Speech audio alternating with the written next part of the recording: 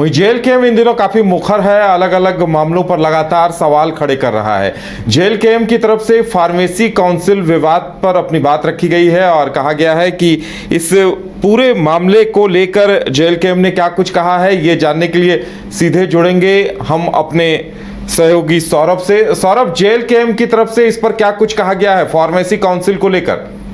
जी बिल्कुल, देखिए pharmacy council के रजिस्ट्रार की नियुक्ति को लेकर कहीं ना कहीं अब ये मामला राज्य में गरमाते दिख रहा है। कई आरोप जेल केम ने राज्य सरकार पर लगाए हैं, स्वास्थ्य विभाग पर लगाए हैं। अब इसको लेकर बीते कुछ दिन पहले आपको याद होगा कि जयराम महतो ने भी बाकायदा स्वास्थ्य मंत्री इरफान अंसारी को फ़ोन कर इस मामले को संज्ञान में दिया था और उन्होंने कहा था कि जो इस फार्मेसी काउंसिल में जो सदस्य मनोनीत किए जा रहे हैं इसमें ज़्यादा से ज़्यादा झारखंडी हो। तो कहीं ना कहीं अब भीतरी बाहरी की लड़ाई झारखंडी जो ये फार्मेसी काउंसिल में देखने को मिल रही है। जेल केम नेता देवेंद्रनाथ महतो ने बाकायदा आज प्रेस कॉन्फ्रेंस कर कई आरोप लगाए हैं कि जो अभी फिलहाल रजिस्ट्रार हैं वो कहीं ना कहीं बाहरी है और उनके पास जो लाइसेंस है, एक लाइसेंस पे कई शहरों में वो कार्य कर रहे हैं। इसके साथ ही जो और भी जो सदस्य हैं फार्मेसी काउंसिल के, उनका कार्यकाल खत्म हो चुका है। तो कहीं ना कहीं अब बाहरी भीतरी की कहीं ना कहीं गूंज देखने को मिल रही है। अब देवेंद्र महतो ने ऐलान किया है कि आने वाले दिनों में यदि सरकार इस मसले पर एक सही कदम नहीं उठाती है तो आंदोलन किया जाएगा। स्वास्थ्य मंत्री इरफान अंसारी के आवास का घेराव किया जाएगा। इसके साथ ही पूरे राज्य में चक्का जाम किया जाएगा, क्योंकि उनका साफ तौर पे कहना है कि जिस प्रकार से फार्मेसी काउंसिल में व्यापक स्तर पर भ्रष्टाचार हो रहे हैं और जो अभी जो सदस्य बनने वाले हैं और जो अभी नए सदस्य मनोनीत होने वाले हैं, उन्होंने कहा है कि रजिस्टर तैयार हो गई है, रातों रात रजिस्टर तैयार हो रहे हैं, नाम भी तय हो चुके हैं और वो नाम भी उनका आरोप है कि वह नाम भी कहीं ना कहीं झारखंड के मूलवासी नहीं है, बाहरी को फिर से यहाँ पे पद पे बैठाया जा रहा है। तो कहीं ना कहीं फार्मेसी काउंसिल का ये मुद्दा अब गरमाता दिख रहा है। सदन में भी कई विधायक, चाहे जयराम महतो की बात कर ली जाए और भी कई से माननीय थे, इस मुद्दे को सदन में भी उठाया गया था।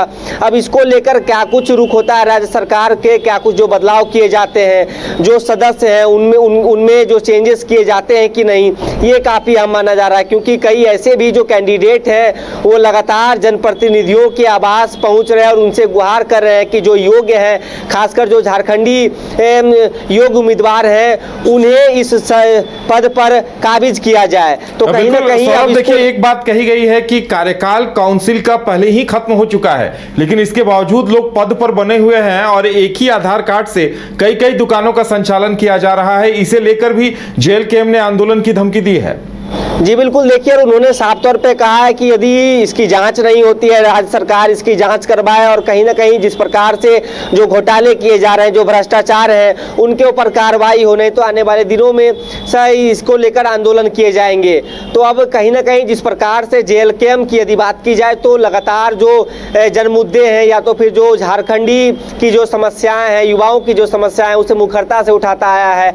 अब इसको लेकर एक सप्ताह का अल्टीमेटम देवेंद्रनाथ महतो ने दिया है। उन्होंने कहा है कि उनके नेता विधायक जयराम महतो भी इसको लेकर कहीं ना कहीं सजग हैं और लगातार स्वास्थ्य मंत्री से भी कई दिनों पहले उन्होंने फोन लाइन पर बात की।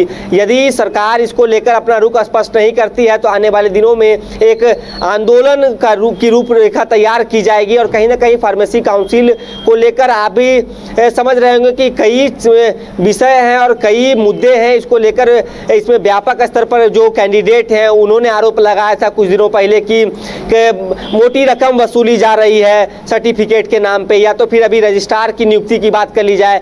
और जेल केम का कहना है कि आनन फानन में चुनाव से पहले नियुक्त किया गया जो अभी फिलहाल में रजिस्ट्रार हैं वो बिहार के रहने वाले हैं। तो ऐसे में झारखंडियों का हक मारा जा रहा है। तो कहीं ना कहीं अब जेल केम पूरी तरीके से फार्मेसी काउंसिल में रजिस्ट्रार की नियुक्ति या तो फिर जो सदस्य हैं उनकी नियुक्ति को लेकर आंदोलन के मूड में दिख रहा है। जी चलिए सौरभ, हमारे साथ जुड़ने के लिए और तमाम जानकारी देने के लिए आपका बहुत बहुत धन्यवाद। तो इस मुद्दे पर आगे क्या होता है, अल्टीमेटम को लेकर सरकार कोई निर्णय लेती है या फिर जेल केम आंदोलन के लिए बाध्य होती है, ये देखने वाली बात होगी।